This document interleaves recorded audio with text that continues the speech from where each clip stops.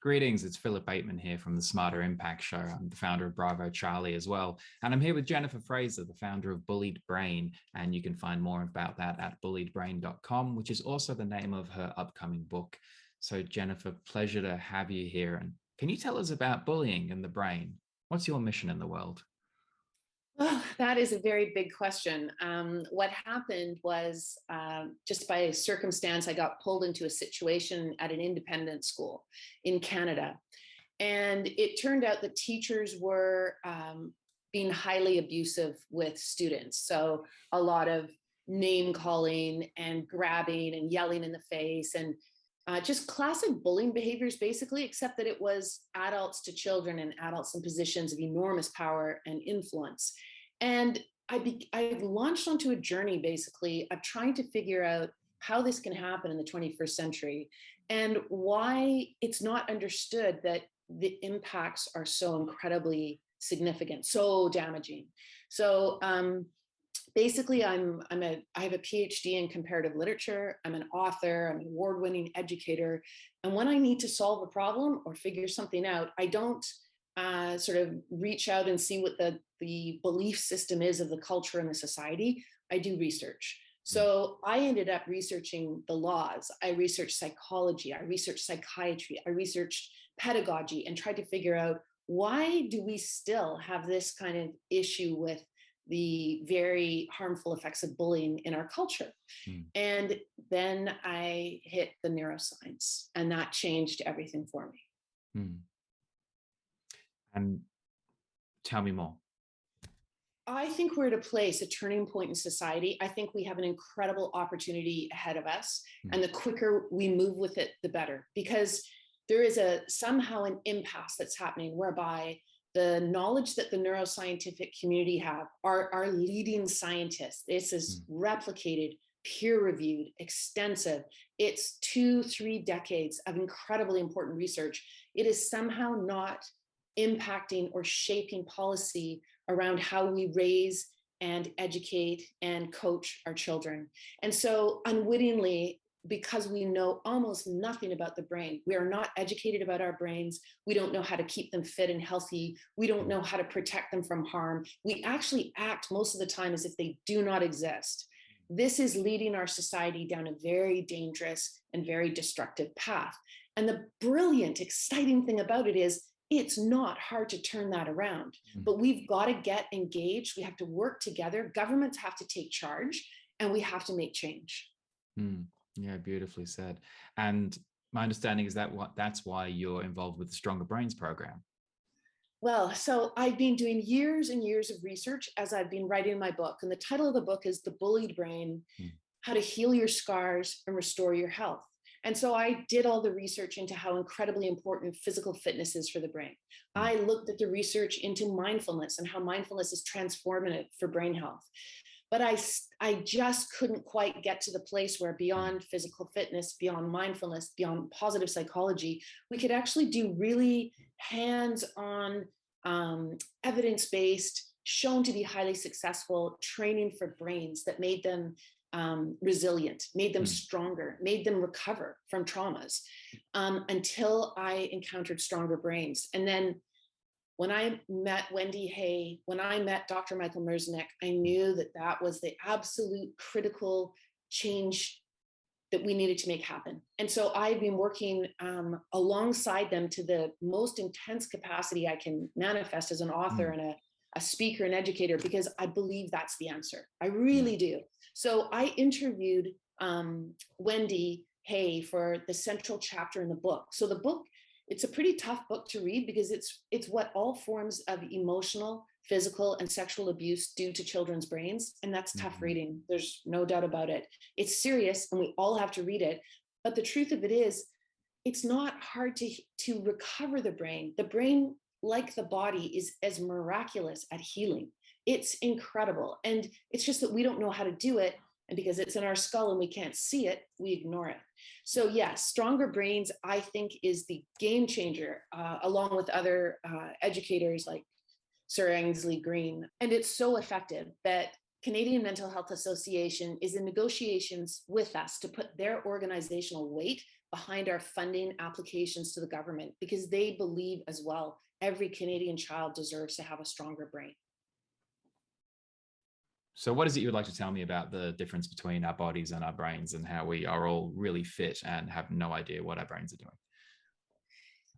It's the disparity between our physical health and our mental health that really is creating such havoc with our youth populations. In Canada, the second leading cause of death is suicide. And the first leading cause of death is motor vehicle accidents. Motor vehicle accidents in youth populations are grounded in the fact that they're undergoing a very, very intensive adolescent brain development. So unlike an adult brain, they cannot help themselves. It's like they can't help their hormonal situation. It's evolution based. They are risk takers. They are reward seekers. They are completely influenced by their peers. Just that their peer is watching them is enough to change the way they drive. They want to go high speeds. They're curious to a fault. They want to know what's around the next corner. And that means the faster they go, the better it's going to be. They want to get the reward of going through the red light. They can't help it. Those are all brain-based changes. And massive research projects have been done across the world that have looked at 10 different countries. And they have found that no matter what country the child is in, very different countries from Italy to America to Africa, whole nations in Africa, they have found that the brain changes that are occurring are identical. So this is human evolution, it's endocrinology, and yet we don't even teach our young people about their brains so that they could better manage how much risk they're in. And do you genuinely think that educating a young person going through these transformational changes is going to make them not want to push through a red light or drive at high speed? I absolutely believe that's possible, because what you need to do is train them. I mean, we spend so much time training children how to kick a soccer ball. We train them forever how to play the piano. We teach them math every single day. When it comes to their survival and their safety and protecting themselves from bullying and abuse, we don't teach them anything. We give them maybe a pamphlet, or here's a workshop, or go to a museum and see what car accidents look like. That does not train the brain. We know that. The brain learns through timed intervals, repetition.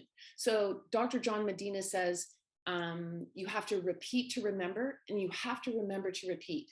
So if we took that brain knowledge, that neuroscientific knowledge, and we trained our children that way, we absolutely could reduce the car accidents that are destroying so many people's lives and breaking families' hearts. My experience with bullying personally throughout life has been pretty intense in my early formative years. And the thing that stood out to me is when I looked at the commentary on your material, is that it was like basically pricking a bubble. And suddenly there was this genuine emotive outpouring of people's like deeply traumatic experiences that they would come to the fore with and say, oh, these are all the ways I got bullied at through my family, through my adolescent years, through my workplace. It seems fairly endemic in society. What would you say to that? I really focus on adults who use a lot of bullying behaviors with children. I see in the research, adults teach bullying to children, then tell children not to do it, which creates enormous cognitive dissonance for kids. So really what it teaches them is the more power they get, the older they are, the more they're allowed to use bullying. So it's very normalized in our society. In fact, we believe, even though we don't like to admit it, it shows up all the time. We deeply believe that bullying and abuse, terrible abuse, is necessary for greatness. If you want to create a great artistic performance, a great athlete, a great business, you have got to destroy the people that are working towards the common goal with you. That is a deep-seated human belief. And the interesting thing to me is, it's not backed up in research. You can find zero research that backs that up. There is not a single scientist or psychologist or psychiatrist, doctor, educator that will put their name to say that they've done the research to show that in fact it's effective, because it's not. It just destroys brains. Right. And I mean, does that talk to survival of the fittest and the general burnout sort of corporate culture? Well, the survival of the fittest really, if we sort of dig deep into it, is about adaptation. And adaptation really in a business community is a wonderful skill to have, to be able to change with time and with technology and with different understandings that people have. Adapting means you're highly empathic. You have to get to know your community and their needs, your customers' needs, in order to survive and flourish. Hmm. But really, the bullying paradigm, I would argue, is the opposite of survival of the fittest. It is an imposing command control model where really, usually the people that do it have been so traumatized themselves that they only relief that they can get is to act it out with another person that they deem less powerful than them, Hmm. that doesn't have the same rights or privileges or role in society, whatever it is. They seek out people that will mirror back to them their power because they don't really have any. And it's painful to live that way. Hmm. I was curious as well when you said right at the start that people, basically school teachers, actively bullying children to their face and yelling at them and things. Could you speak to that at all? I'm an academic. So Hmm. I've written a number of books, and I write books about things that capture my curiosity and my interest. When I wrote the book in 2015, Teaching Bullies, it was about the situation at my son's school where I was also a teacher. Hmm. And basically, what I did is I took the personal story of what was happening and I used it as something to intrigue the reader in order Hmm. to make it human and make it applicable. And then I did a deep dive into the research because when you look at books, what people really want, and this, I've taken the same approach, and I would never have gotten an agent, and I never would have gotten an Hmm. American publisher who's like a global publisher unless I did this Hmm. approach. Because my academic books that I've written, where I don't exist at all, they are purely academic. They Hmm. sit on the shelf, and university professors read them, and maybe grad students if I'm lucky. So I can't create the kind of change I want to create Hmm. unless I bring in the general reader. And what the general reader wants is to know you and why you care and what your struggles were and how you kind of unpacked enough of the material so that you could find a way out. You Hmm. could succeed. You could get your health back. So, The Bullied Brain is a very personal book as well, Hmm. arguably more personal than Teaching Bullies. But that's the reason why I'm taking this approach now as a former pure academic writer. I can't make the change I want to make that way. So that's why I did it like that. So, Some readers might not like it. what next? You're writing this book. I've finished The Bullied Brain. It's going to be coming out in February. Hmm. So I'm in the publishing phase now of editing page proofs and doing that type of work on books. But I've written another book, which is very close to my heart, and it's called Cloud of False Echoes. Hmm. And it's a book that's constructed around the emails of a student that I had so in Teaching Bullies, I resigned in protest from that school. I was Hmm. so upset by what they were doing. I refused to teach there. I just could not work in a place like that. So I was hired by another independent school, Hmm. and I happily started working there. And I just, I love teaching. I love kids. I love my colleagues. I love education, love it. So I'm working away. Well, within my second year, there were allegations against a teacher for sexual harassment. He disappeared. Then in Hmm. my third year, a student came up and reported to me she was being sexually harassed by a teacher.